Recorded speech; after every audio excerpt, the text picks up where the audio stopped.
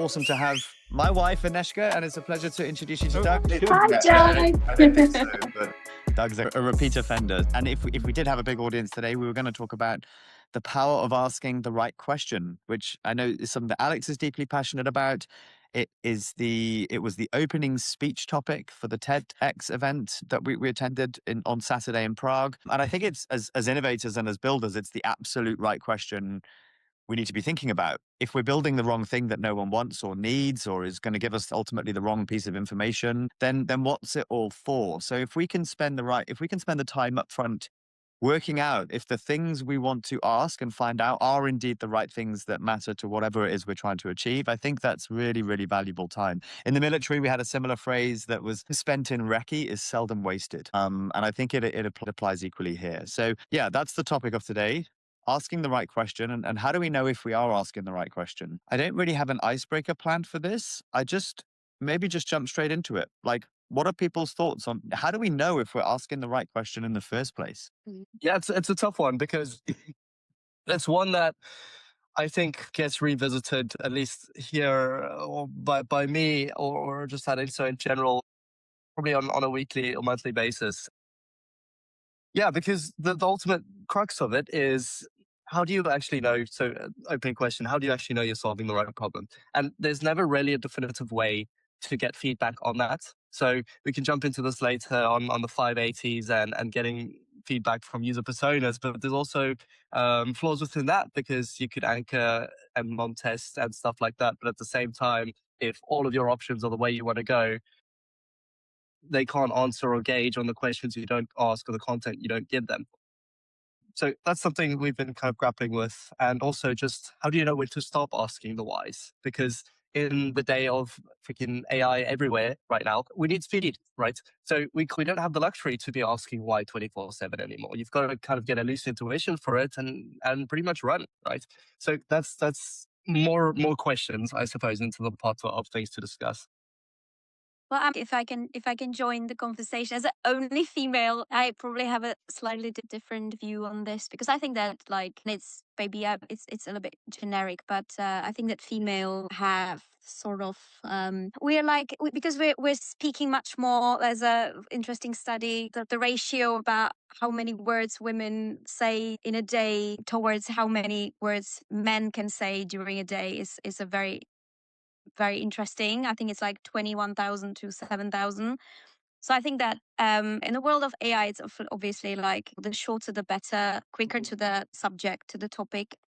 But I think that it's like I see that it can be refined at the beginning to asking way more questions and then seeing the context basically is very important, right? So I know, in what sort of context would you say the questions matter? Like the context is the most important now? I guess like in a business sense, right? So people think Alex has got a really neat example on this about an office, like a hypothetical scenario of an office purchasing a new coffee machine. Like they think the problem is that people want better coffee, but actually there's probably a deeper reason why people feel that they want to be away from their desks or need coffee or need to be stimulated. Like, so I'll let Alex run that one through because that's his go-to example. But I guess like from like an innovation point of view, like I, as an engineer, have an idea and I want to just build it. I want to rush to build it. I want to prove that it works, but I'm not necessarily asking those all important first questions like, is this something I should build? Is it something that actually solves a problem? You know, and if the answer is no, then what's the point in even going down this road? And if the answer is yes, then how can I drill in further and ask the right piercing question to really hone in on what it is? Whatever you're arguing about isn't actually the thing you're arguing about. So how do you ask the right piercing question that gets to that thing that actually matters? I guess you can apply it to building prototypes, relationships, self-study. Like, what is the thing I should be learning? What do I spend my time building or doing? But it doesn't have to be as practical as that. Essentially, a new head of HR is at a organization, let's say 16 people, but for some reason the morale is down and they realize, okay, like how are we going to solve this? I'm not sure why people are upset, but they are, and I'm going to do my best to try and fix that. Great. Like, how are we going to get it? Where's it going to go in the office? Who's going to pay for it? Like, do I need approvals? All that kind of good stuff that comes with it. It was about the fact that there's misaligned incentives, or management is, not going in the right direction, or people aren't feeling heard problems, you only distill the core of it once you've made enough assumptions that were wrong. We're so dynamic in nature. Yeah, it's a, and I suppose question to you too, Dan, because when we work within organizations, like how can we definitively say that we're even at the right why? Like, yes, we can prod in the right direction, but how can we with absolute confidence say that like this is probably the thing? Yeah, it's a tough one because know it. Right? Okay, I'm going to use the relationship example here, maybe fitting because I have my wife. Interesting. Like, why is it that a relationship counselor can pierce to the right level of depth within, let's say you were to have like some sort of couples counseling? Not that we have that. I'm not using a hypothetical kind of non but imagine you've got a relationship counselor who is able to sit with pretty much any couple that sits in front of them and get to the point very quickly to get to the underlying issue. In the same way that they don't know the intricacies or the nuance of that relationship. They don't live with them. They don't need to spend a lot of time with them to be able to see through that relationship. I think for that reason, the fact that that works, or like that's why therapy in general works, it's something about opening kind of open-ended questions and letting the people self-derive at the thing that's important. Maybe it's something similar with what we do, just at an organizational level. Like the beauty of it is that we're not in the relationship because then we become blind to the things and we're too emotionally connected to it. So I think maybe there's a degree of the importance of being a neutral outsider is what allows you to get to the truth more. Aneshka, what are your thoughts on that? Uh, I think um like no matter what, like every relationship has, and I think it can be applied to work space as well. There's like always very similar dynamics. Like there are people in a workspace. It's like different position, different ranks. I'd say in a relationship, everyone has a different position, right? Everyone cares about different things in a household, let's say. So it's basically similar to workspace where everyone has its own area. And I think that it's by that, like I can imagine that having these presumptions of like just asking questions about who's taking care of what and thinking like, oh, in this area, these are the usual problems. And then like going from these wider questions like who's doing what, let's say like in this example of a relationship, who's doing what, like what's the dynamic in positions, or like is there someone more dominant in like taking over more things and less things, which basically applies on like manager levels, who's more of a manager, who's more of a I don't know, doing a PR, whatever, so I think that from these wider perspective, if you have presumptions who's doing what, then you can go through that, because you know that in certain areas these might be always the issues, that higher management might not have the right skills to speak to the lower management, as like the relationship is, female need to ask way more questions to get to the point where men, they are basically satisfied with like less questions. Is always like the same problem of like the emotional intelligence versus how many questions one needs basically to get to the point. And I think that it's that's what the therapist basically knows. That in this, I saw so many very interesting documentaries because I was very much into psychology. World is perceived by men and women, and it's just such a different focus, still, like even in this day and age where anyone can be anyone and genders are fluid and everything, but still we like live in this very very old school vision where men have different, they perceive different things than women, and that's the collision, right? And I think that it's the similar thing in the workspace, that like based on your area of focus, then you can't basically see what the other person sees, right? Because it's his area of focus. And if you have the middleman who knows which area, has, it's like what problems are connected to which area, then probably helps to like redefine what might be the issue. I'm rumbling as well, but slightly like where I'm Yeah, I what's can the see it. Like direction?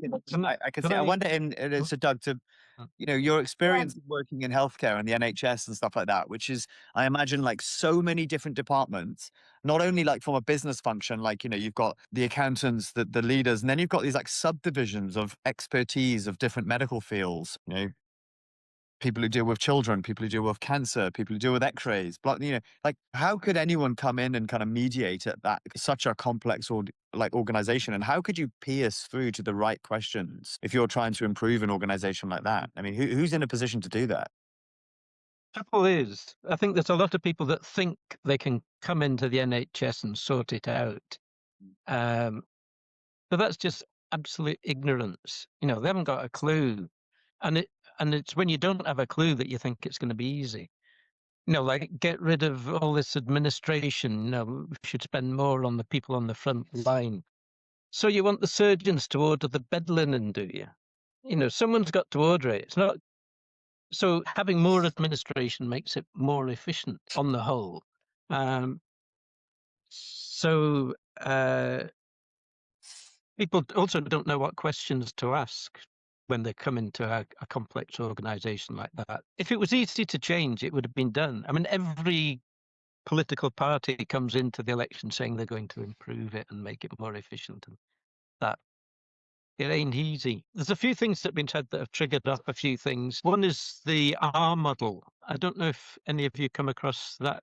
Stands for relationship in that. So it's the relationship model. And one of the key things in that is if there's two people, we aren't aware that the other person isn't aware of exactly how we're thinking.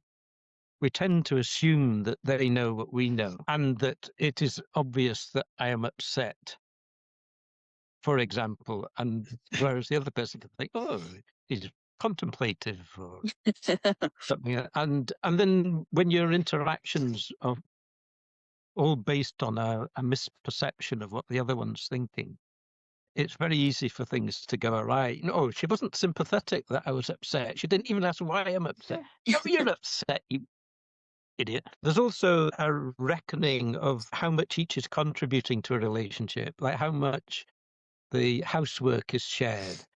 And there tends to be an overestimate on the behalf of men of how much they actually contribute. Not true. I do everything. And I think it's possibly because they do bugger all, but it's also that they know exactly every single thing that they've done.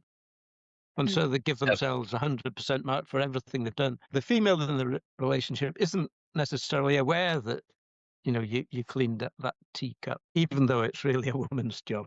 You know, so There's a stat where the average book co-author, Doug, is like the average co-authored book adds up to like 140% contribution if you ask the two authors. So it applies not just to washing up, but to everything. You know what you've done, and you're unaware of what the other person's done, and that makes relationships quite difficult because you're constantly feeling that you're being undervalued.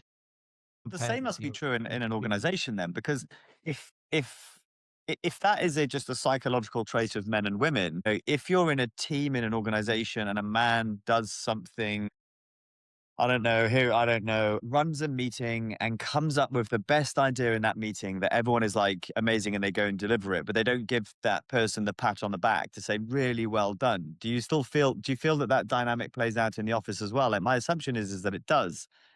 It like compares like I did this amazing thing and I haven't had the reward for it or the recognition. And therefore, even if it like, even if that idea is then brought to life and they can even self-attribute that. They can say, I had a part to play in this change. The fact that it wasn't openly recognized, do you think will always be a kind of a grudge almost? Yes, I think the model that applies much more widely than just between two people.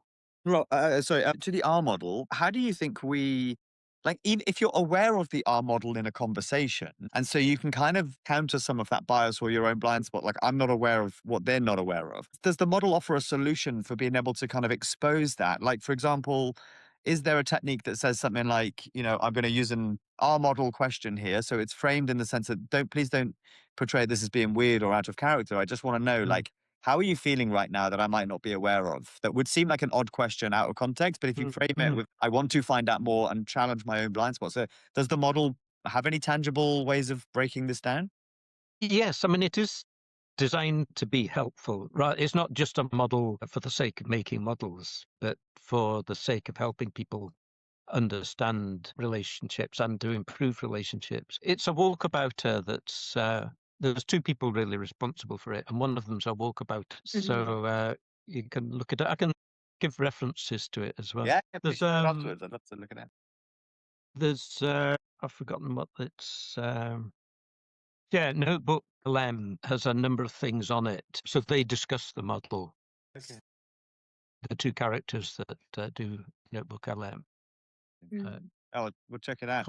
Well, I wanted to just maybe run a practical example. Now that we've kind of, I don't know, spoken about it and there's some interesting concepts, just pick a subject and kind of delve into it a little bit as if this was a workshop. So like, imagine we're a company, we're all sat here thinking, how do we improve Innovators Breakfast? Because that's all someone we can relate to. How do we, should we carry on with it? Should we get more coffee machines and make it more attractive for people to stay awake during the conversations? Again, just hypothesizing things here. But if that was our unified problem that we were trying to solve, what would the right questions be in this scenario? I don't know the answer. Alex, maybe you can kind of apply your head here. What would the right question be if this was the problem we were trying to solve? Oh, what are we optimizing towards?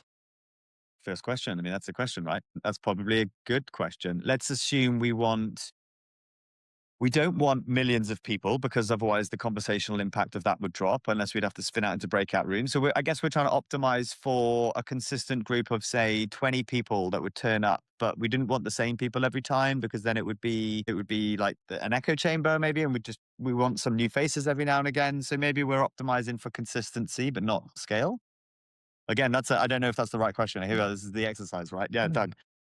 Can I just say something about breakout rooms? I think on the whole, they are a bad idea. Basically, if you've got, let's say, N people and breakout rooms, then you're going to have less people listening. And listening is something that is underestimated. I was once at a meeting where the chairperson said, now, we've heard from a lot of the usual suspects, but is there anyone here that hasn't participated that would like to speak?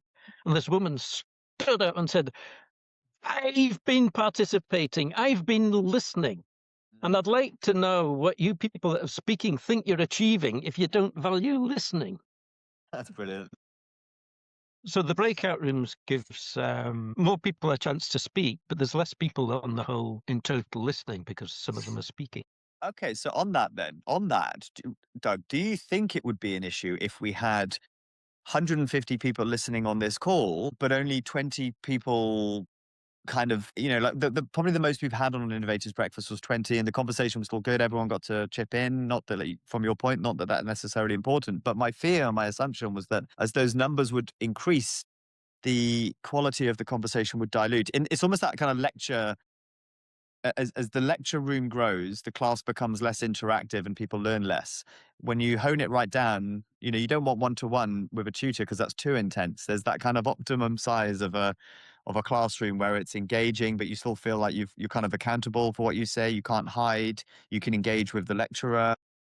Well, what do you think would happen if we were to optimize for pure scale? I think, to be honest with you, it's one of those things that you really would have to tread quite carefully because, as you say, it becomes a boring lecture hall if there's too many people involved. Well, I don't know. That's one permutation. The other is just that there's so many different threads of conversation that pop up that you just can't manage it if you try and include everyone. So, yeah, I mean, I think if we view Innovators Breakfast as something that we're genuinely passionate about, the question should really be, how do we get the most engaging conversations that are the most insightful? Because that is ultimately something that gets carried on over to other domains that we operate in. And that's, I think, where the use comes. You can also argue that it's maybe from a marketing point of view, but then we'd also have to change, when is the time of the Innovators Breakfast? Because the average person that goes to work can't do this at work. And that's something that we've never really catered for. So, yeah, I mean, lots to think about. And I suppose, Doug, from your point of view, if we were to, let's say,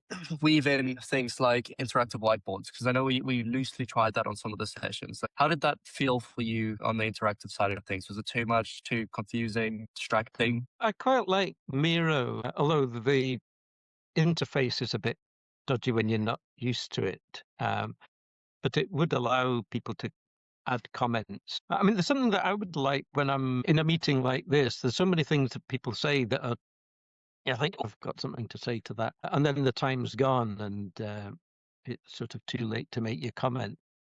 But it'd be quite nice if there was a way of recording your comments in a communal way, so that people, and in a way such that it makes sense. So you don't want them just in one continuous line, because there's no threading there. But a Miro, you could have different regions and maybe set them up so that you say, I've got a story about this, or I disagree. If I can, sorry. No. Yeah, I think there is one thing that I perceived as a like a big challenge in people, and I think it depends. No matter if you're in a relationship, or if you're in a workspace, or if you're having a general conversation, just that you need to really feel yourself in participating. And there's in workspace you have all these things how you need to be perceived, like what's your persona, right? That you have, you need to really feel like I'm actually, I will not be judged if I say something wrong, for example, or if I have bad questions just for the purpose of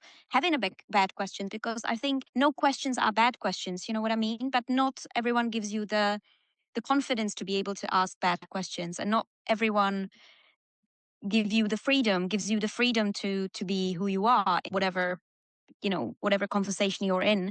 And I think in workspace, it's like just genuinely like, probably my question would be like, do you feel yourself while you're being in this environment? Do you feel completely yourself? Because I think that workspace you should be able to feel yourself equally as you're at home. Because but obviously then you're playing a little bit of game of like calculations. I want to be perceived in a certain way. I want to have this sort of like, this is my game face, you know. I can't give away too much, you know. And I think these all little things basically prevent you from being your like, these are the obstacles of having the good flow, you know. And if this is a possibility to like work on these struggles, as like how to feel yourself, how to be able to express yourself the best in the anyway, like, because many people have questions which they then go, oh, this might be a bad question, I'm not going to ask that because there might be too much, you know. Or like what's the response, how I'm going to feel if the response is not what I want to hear. And I think this is very important in any sort of workspace, to be able to express yourself. When I was in a media, I remember that we met this amazing journalist, and he said that he's with his student practicing what he's calling shit throwing method. That he just puts all the students together and he encourages them to just throw bad ideas, because he said, I want you to feel completely free. If you're able to give bad questions and just throw bad ideas on me, that you know that they are bad, eventually they might turn good. You never know. But it will make you feel much more relaxed about any sort of conversations, and it will just, you know, evolve in the way that we all want it to evolve. So it might be something that, I don't know, what do you think about that? Yeah, I think it's to Alex's point. It's like, what are we optimizing for here? Like, because if Innovators Breakfast was genuinely a place which allowed people to feel themselves, I'm getting flashbacks to the Habiba, the co-hosted event we did with Habiba, on the masks we wear and why we turn up to work differently than we are the kind of father rolling around with their kids on the floor. Like, why do we have to change? But yeah, like if we could optimize Innovators Breakfast that gave a place where people could truly be themselves, but also, you know, throw shit at the wall and just have fun, because there's no judgment here, right? It's what makes the conversations good. So how did you frame that, Alex? If we could optimize for, was it authentic conversations, and then maybe playing into Doug's point, actually then, even if that scaled up where we had 200 listeners who at least would maybe get confidence from, you know, maybe have the confidence to contribute or speak. I don't know. Like maybe that's what we should be optimizing for. Yeah. I mean, I'd like to think that INSO or Innovators Breakfast is a safe platform to be able to just join in and say your thoughts. Like, I think by design, that is something that we provide. Like, yes, there are maybe different things that we can use to improve. The icebreaker is always great to do that. And the fact that pretty much half of the room is always a repeat offender, as you say, it always helps to have that kind of alleviation of stress and pressure and expectation of anything, really. So I think that's something we've already got. The question then is just, how do we have more really, really interesting conversations, and what is the best number to aim for? Because realistically, the issue here is just marketing, and we can put our foot on the gas whenever we want. So we can drive this how we want. It's not like we're stuck. It's just deciding where exactly we want to go and how we want to tackle it.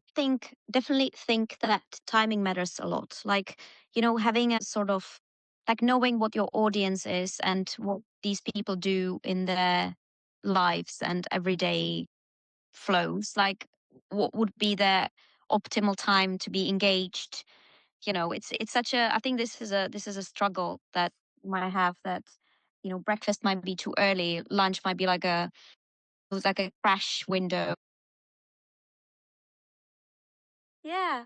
I see nobody else seems to be having breakfast. I've got to be prepared for this. So yeah, no, but like, no, normally I have a coffee, but I'm on an active caffeine break at the moment, so I'm trying to stick on the water. But I guess the logic was like, do it in the morning, like not when people are commuting.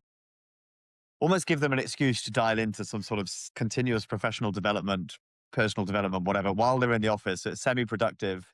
And we've had a few people who join whilst they're in the office because they get value from it. And I've had so many amazing messages after it saying, I love Innovators Breakfast because it truly does set me up for the rest of the day. And my brain is ticking. I'm inspired while I'm in work. It's always a good work day or just a good day in general after an Innovators Breakfast, which tells me it needs to be in the morning. Also, we'd have to change the name from breakfast if it's not. But I guess as breakfast is relative to where you are in the world. But yeah, I don't know. It would be interesting to test it. Like I think it would be good to do a much bigger event and see how it works. Yeah, Would it be to make like a Friday? Friday, I assume that it's the least productive day for people, like because the weekend is approaching. Maybe the last kick, whatever you get from Innovation Breakfast, that will get you through the day and actually make you still feel interested in what you're doing. That because I assume, like for me, Friday was always like I was just so focused on the weekend that Friday was like a just I don't even remember. If you asked me what I was doing, I couldn't remember because I was just like planning what I'm going to do on the weekend, and felt like this is not the right day to work really. And so maybe like position it to a different day, Right. even. Okay, but in the spirit of the exercise, knowing this is only a hypothetical, this isn't me and Alex trying to get free business counseling from you two. It's all right. So assuming then, like we're in an office and we're having this debate about what do we do with this thing that's kind of could go different directions. Like if we're going to drill into like the deeper questions. So Alex's point of like, what are we optimizing for has triggered this whole conversation. My challenge in the spirit of the Innovators Breakfast topic is that the right question? Or should we be asking, because something that we often ask our clients is, you could be talking about optimizing your business, but is your business model still valid in 3 years? Like what's the equivalent of that? I mean, is it that actually AI is automating everything and Innovators Breakfast have no value because people just don't have time or they don't value human connections because we're so engulfed in AI? Like I'm hoping that's not the answer, but like when we drill into the underlying questions here, would that not be a valid question in this point? Like, is it even worth doing? What's the deeper question there? How can we drill even further into this issue? I think one of the things that just immediately comes to mind is like Innovators Breakfast. So as you say, like, is Innovators Breakfast worth doing as a medium?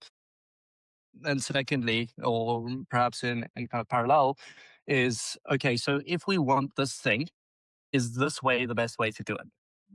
Because if you actually want the one thing and this is just scratching the itch, then there's probably a better way to do it. But if there is value for this, then you can do this and then actually fulfill the thing that you're trying to do. So I mean, I don't think we've actually put quite enough time thinking into like right now, Innovators Breakfast has always been driven by passion. Like that's why we show up, that's why we do it. Like and that's great. So I don't know, because if the passion is genuinely having insightful and inspiring conversations, the argument can also just be made like, if someone else is doing a better Innovators Breakfast, why don't you just join that one? Like why don't we just join that and not host our own? So yeah, again, I'm not making the answer very easy here, but But this is, I guess, See, the journey I of think like, how do we know? How do we know? And like, we've asked some great questions. People have made some amazing contributions, but how do we ultimately know if we're asking the right questions? That's such a hard thing to do, right? Does anybody have an intuition about, are we just going off on a tangent or are we missing a blind spot, to the point earlier? Yeah. Go, Doug. What have you got? right. This was on my desk. Um, this is something that was at an RSA meeting, and it was a session called Deep Connections in Today's World. And it's a set of starter questions. There's a starter, which is 10 minutes. And this starter happens to be, what's the most unexpected place or moment where you've made a real connection with someone? And this is done in sort of pairs, sort of answer that. And then there's mains, pick one, 15 minutes. Meet cities, spaces, and belonging.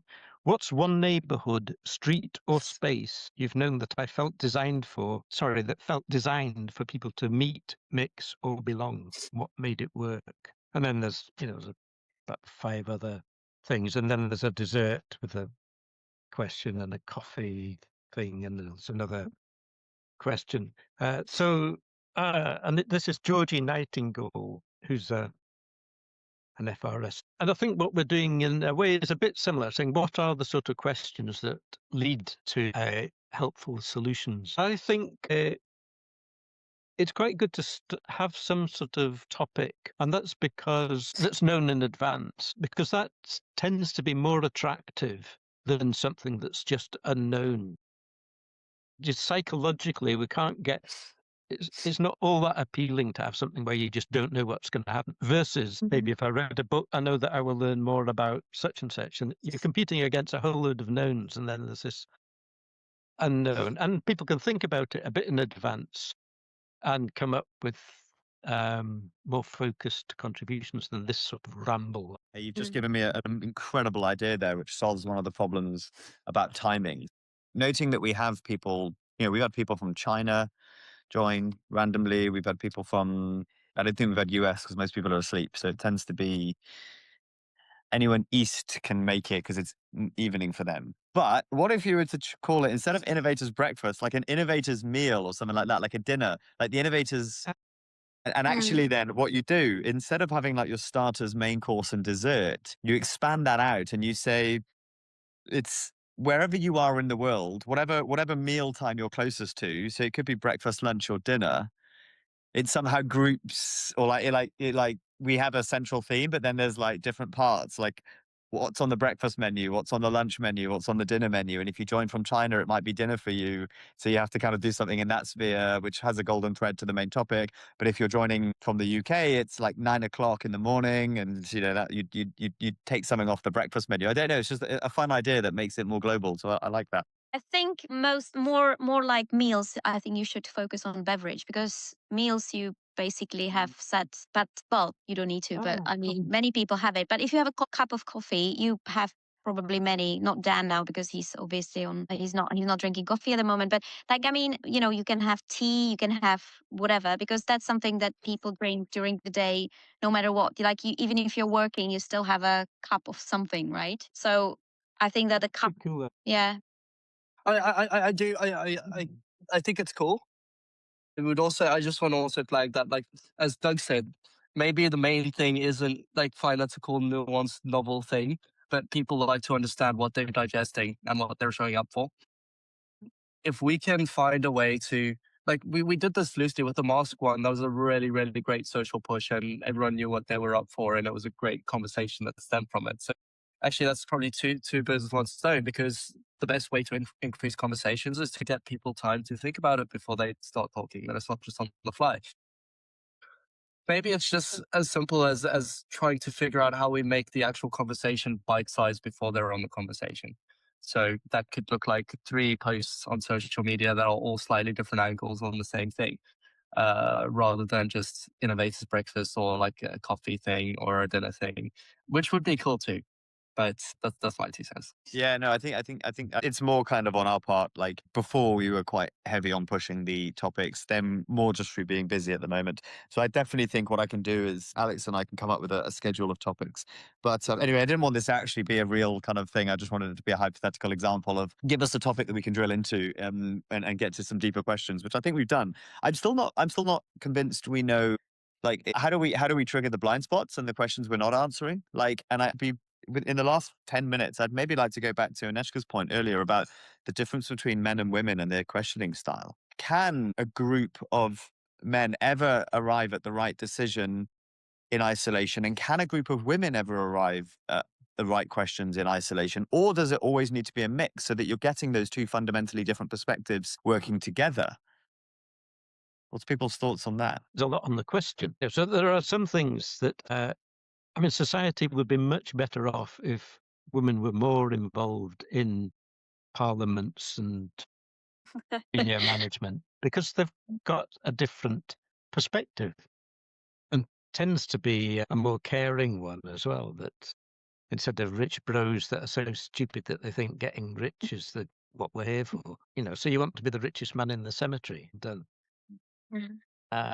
Whereas people that have got a real mission for making it better for everyone make a much bigger contribution. And we need all perspectives on it. And men miss out on it. It's not just that women will be better off if there were more women in more responsible positions, but men will be better off too. It's actually, I think there's one thing that it's a great exercise. The more time you spend with children, the more understandable you get towards adults, which is very, very interesting thing that I learned through my kids, where you don't have time to ask many questions because the attention span is very short, but you get most of it from, and they don't know what they articulate their needs, right? They never tell you exactly what's wrong. So you need to get you basically just make the whole thing around it as you ask only the right questions because you know that your time is limited. You need to get your answer, and you know that you can't touch you want to touch some sensitive spot which gives you the most information, right? And that's very important. Body language plays a huge role, which I don't know how to apply in innovation breakfast per se, because you see just the faces, but it's a lot that you get the information you get from people, how they behave, how they feel, how relaxed they are, how much humor they use, how all these factors. I really like, Doug, your when you mentioned what was it about the place meeting, what was the unexpected meeting place, something like that, what was on the paper. There was a very intriguing question that was very niche question, which if the question is niche, Place. What was the most unexpected place you made a connection? made a connection. I love that the question gets very niche. It's basically today's topic is about the right questions, yeah? So this is a very vague, very big sort of domain. But if you already asked the question about the unexpected meeting place, that's very intriguing. I'm oh, that makes me going. I'm actually really thinking of my own personal experience. So the niche of the question is, which basically works even with kids now, that you need to go really towards the point, not just crossing around, what would be the right question, but if you go through these niche questions, you might get much more of involvement, because people would be I want to share my most unexpected place. I want to, how people share, where should I go, for example? What would be another place I've never tried to know? I had it in elevator, I had it in, different places that you would never think. And I think that would probably spark more of a conversation. We really want you to know, where was your, it's a psychological thing. If you're asking niche questions, which would definitely apply to everyone, every one of us, everyone would have some unexpected meeting, but you need to really think of it. And it's just nice to dig in your own memories. Where was it? Oh, this person had it at the vet, for example, or very unexpected things that you meet. I had it, for example, when I was in Rome and I met a priest and we had a conversation, and why would I ever encounter, this is such a niche situation. And I think there are so many these personal stories which can actually spark towards the bigger subject, then how to ask the right questions, right? This is basically part of your strategy. That's the big subject. So go slightly nicher, maybe. There's a group whose aim is to get people from that are at war, basically, opposing groups, to get them to understand the other group and to be able to come to better consensuses. And they start off with the question about what you did as a child and what games did you play. And they all answer about the different games they played, and football and cricket and other things that Britain gave to the world, and as well as empire building. And that gets people to see each other as humans, and they relate to each other, and they can have a laugh about things that happened as they were children. And then you work on to other things, but it sets the other person in a different light, because prior to that, you can just think of the other lot as non-human because they blow us up, and Yeah. you don't get anywhere if you go in with a total disrespect for the opposition. And so these are starter questions in a way to work towards bigger questions. I'm going to flip the last 5 minutes away from humanity, and I want to ask each of you, in your experience with AI, has AI ever asked you a question that has been deeply profound, or are they always surface level, kind of just generic AI responses? And it's a whole different topic, but can AI help us actually arrive at the right questions? So I just want to get your experiences around the room. Has it ever been deeper than just a surface level AI response that's actually triggered something that you may not have been able to extract yourself, or that you think would be difficult for a human to bring out? I think from experience, it's mostly divergent. Convergent. So AI will never take out of the sample set that you give it or out of the question that you give it. And yes, like within every single time that I've ever prompted, it always tends to lead me in one direction, which I really don't like. And the only way in which I've ever really got it to prompt or think differently is to like explicitly say, what are the things that could be missing from this picture? But more often than not, you don't even know how it derived that. And you also don't know if that's the holistic sample set, because just because it says two things that additional to what you thought doesn't mean that's everything. And I think, again, that's something that you'll never truly know, but it needs to be earned. You need to struggle through the data or the problem to know, like, look, I think I have a general understanding of this thing because I've derived all these points myself and I think I understand it. Therefore, I'm going to use my intuition. With AI, it's like it's an LLM that's a text-based model that's just saying the next probabilistic thing, which by default actually is probably leads to bad ideas, because most, like, on average, thoughts and ideas are average and generalized. So I don't know if it's possible from a general AI to even get that level of questioning. Nice. All the AI bits being used now, like Copilot, whatever the names are, of all of them, I remember that I used one which was very different to all of them, because it was designed to be your, like, a virtual friend sort of thing. Which is called Replica. It was an app, I think still exists, and it's basically based on the fact that the attempt was to, the psychology behind was that many people, younger people, have tendency to think about suicide. So this was a app which was designed to help people to share their deepest feelings and to respond equally, to like comfort them in the most human way. And I must say, this was a nearly encounter when I tried it, because I was very interested in it, like how it works, what's the difference between using I'd say classic AI, and I think it's maybe the design of AI that I think that it can give you the right answers, but it's probably like what's the setup, you know so this particular app was set up to give you the right answers, because it was just linked on like emotional intelligence, all these like topics to make you feel like you're speaking to a human. And everything else was because it was comforting you all the time. So using the right words, where obviously you felt like a slight feeling that it might not be a human, but it was very different to the AI tools, which are only for efficiency. So that's, Doug? yeah, experience. Yeah, you talked about the amount women speak versus men speak. This is my attitude to it. This is my business card. Lovely.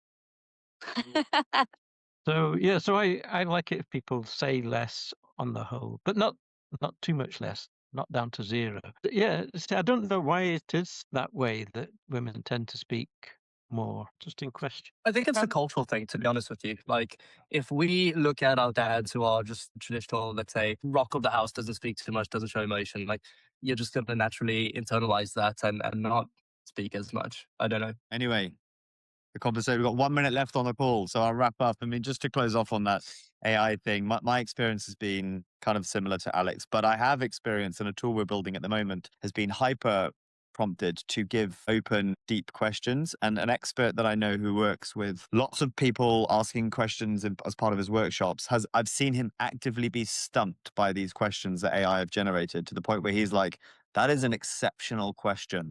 And he's an expert in his field. So I think it is possible, but it needs to be hyper prompted to get to that with clear boundaries. Plus, then the questions are open themselves so that humans can kind of derive a narrative around that. Anyway, fascinating conversation as always. I'm still kind of like how do we know if we're asking the right questions is going to be an age-old human problem, like a wicked problem to solve. But I think what I've taken from this is by diverse thought, getting different opinions, leveraging people's perspectives, opinions, questioning styles, nurture, whatever you want to call it, will allow us to start to break down those barriers. And by asking the right questions, exposing the right vulnerabilities and truths, I feel like we'll be heading in the right direction, even if we're not 100% sure ever if we're asking the right thing. Well, thank you very much for your, yeah. Just, I've made a survey. I was thinking that Aneshka might like to fill it in. It's to assess the satisfaction level that women have of mansplaining Okay. as a means Yeah. of Into it, Doug, education. come on. Because it seems to be a near perfect way of educating women. It does take up time from these rich bros creating, sorry, not me, somebody else is creating mansplaining as a service. That's awesome. Wow. That's awesome. To perfect the process, but it needs examples of mansplaining to base it. Which I think that there are plenty, right? So that's going to be a really advanced AI tool, I assume. And it's for comic relief. I don't know if you get comic relief. Yeah. Yeah. That's awesome. It's not Well, just maybe mad. There is a purpose behind it. I will share the link. Share the link. Well, yeah, that's amazing. Oh, well, thank you all. And yeah, hopefully, as innovators breakfasts of the past, hopefully you're inspired for the rest of your day and week going forward. And yeah, thank you so much for your time and your ideas and your energy as always. Thank you. See you later. Cheers. Bye.